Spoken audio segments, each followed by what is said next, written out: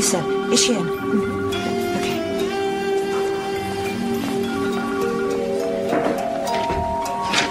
Well, what's made you late today? Paul lost his trousers? I'm really sorry, Gwendolen, but I'm trying to organise this reunion thing for him because he's falling to bits, really, and I don't know what to do to help him, and I've got to go to the surgery. You'll be cutting up his food for him next. Look, we have a presentation here at 3. You're leading it. I know. I'll be here at 3.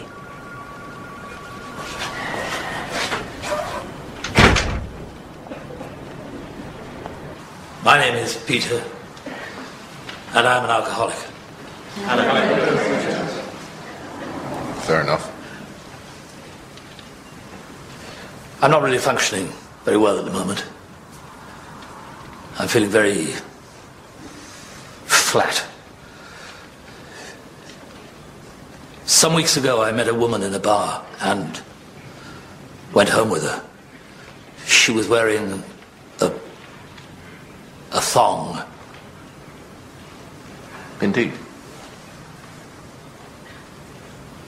And later another woman arrived and she seemed to be a friend of this woman's. And she had this hose. And we,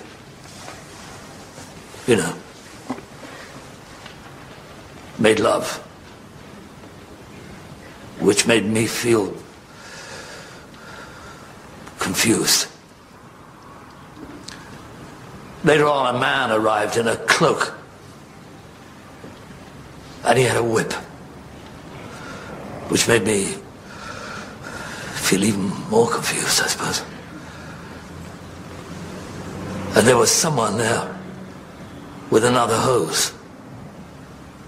It was a bigger hose than the first hose, although that was still in evidence. Thank you.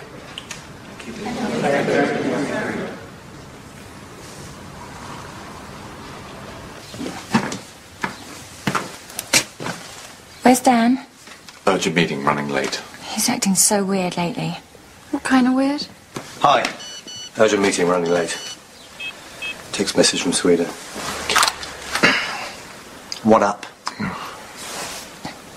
Okay, Laura and I have been talking. And?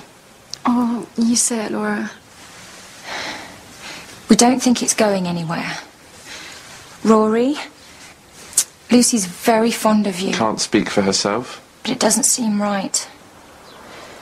And Dan, you and me, well, all seems a horrible mess somehow. I'm sorry. It's over. For all of us. Do you two always do everything together? Yes. Yeah? So that's it. You're not going to talk about it. You're just going to walk out like that. That's it. I'm afraid we are. It's all my fault, really. I'm sorry.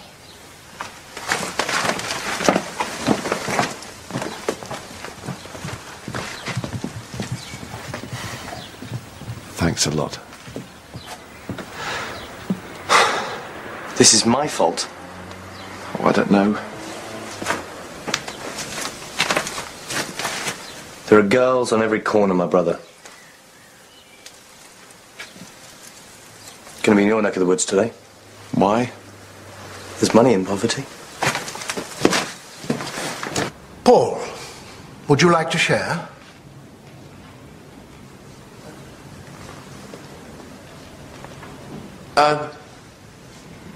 Okay. Okay. My name is Paul, and I am not an alcoholic. I mean, I plan on being one in the very near future. I don't know if that qualifies me to be at this meeting, but it does seem to be the only way out of the situation that I'm in. I plan on drinking a hell of a lot very soon. My wife, I can't believe I'm telling you this, but the fact is my wife is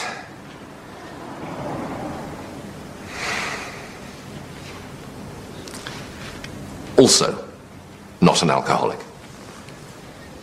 As far as I can tell. But, you know, you never know how to spot one these days, do you? I mean, they're everywhere, really. They're pretending to drink mineral water and they're off around the back having a crafty belt of the old vodka.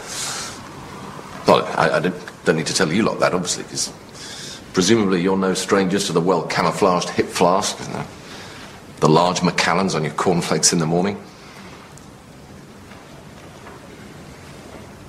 Not that there's anything so terribly wrong with that. I mean, Peter and I, we used to knock back a few in the old days. He never used to make a fuss about it then. Although, obviously, now he goes on about it all the time. Not that there's anything wrong with going on about it. I mean, I have been rat-arsed in my time. I was hammered for 3 days straight when I found out about Sue Drake. Sue Drake. But that was before I got married, obviously. I've been happily married now for 20 years. And my wife has just gone back to work. My kids are growing up and growing away from me. And I suppose I just feel as if I don't count anymore. So, although I'm not an alcoholic, I am quite screwed up enough to be one. And, you know, I feel quite at home here.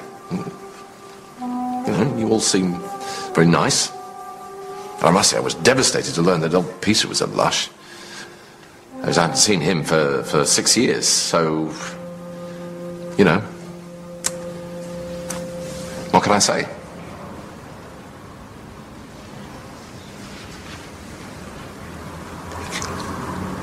Thank you. Thank you. Thank you, Paul. Can I have my car keys back now?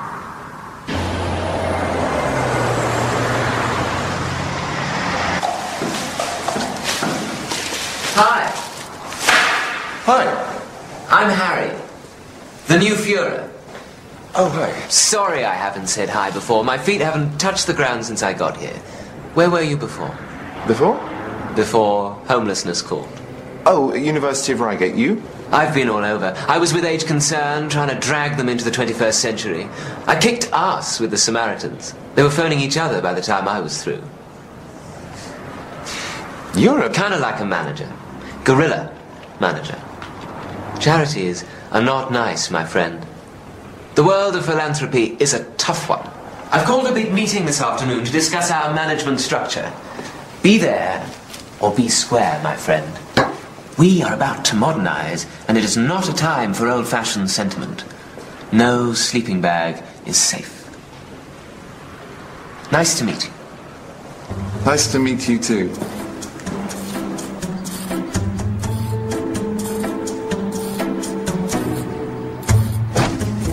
Paul!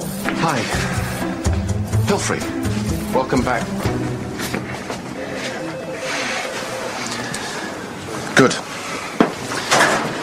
Look, Rosie, I'm going to be seeing a chap called Steve Norrish, and for reasons that I don't really want to go into, it's just possible that my wife may turn up and, you know, I want to see him while I'm seeing him. Do not let her in, okay? Fair enough.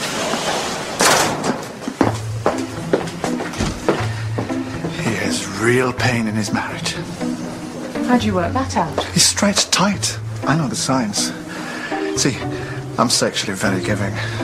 Locked in a marriage, and I realise it's loveless in spite of Gordon and all he's done. A bit neither carpet nor hairbrush, if you will.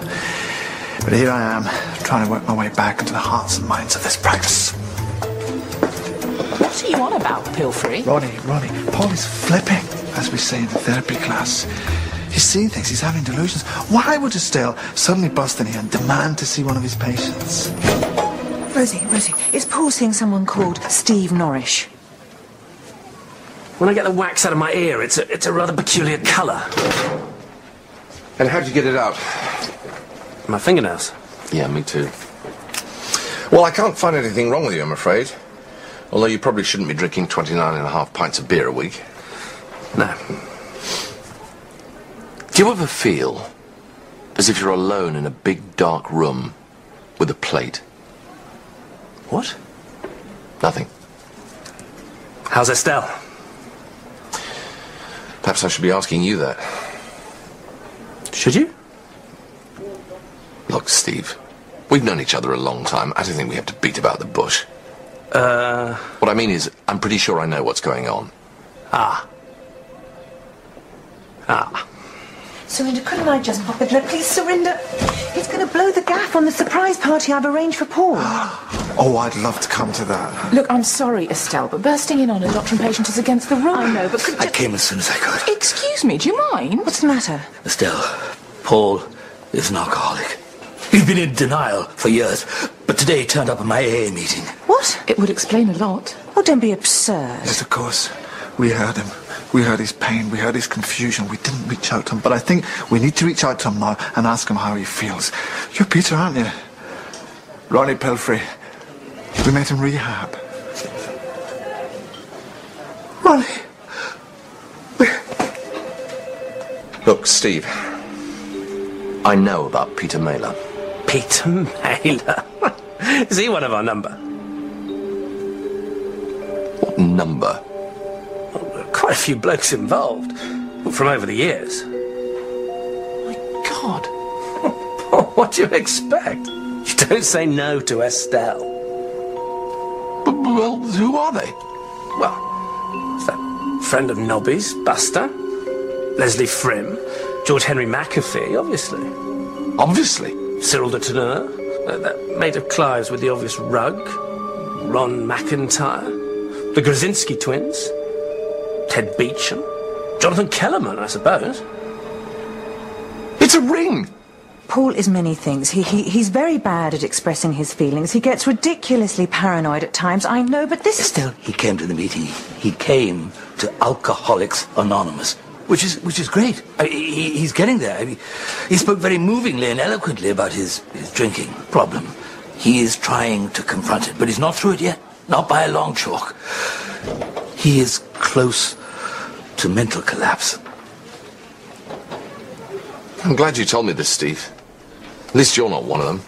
Oh, Christ, Paul, I was one of the first. Well, me and Jeff Shaw. Jesus, Jeff Shaw? He's Edwin's godfather, and you, supposedly, are one of my best friends. Well, that's the point, isn't it? Jeff's round at your place right now, setting things up with Edwin. And you come to me, talking about earwax? Well, you could tell Mr. Shaw that I'm on my way over there right now, and he'd better be wearing protective clothing when I arrive. Look, my husband is 100% sane. He's a wounded animal, Estelle. He's completely normal. How could you? My God, Jeff Shaw? Leslie Frim? The Grudzinski twins? I mean, Jesus Christ! No. I was prepared to give you the benefit of the doubt.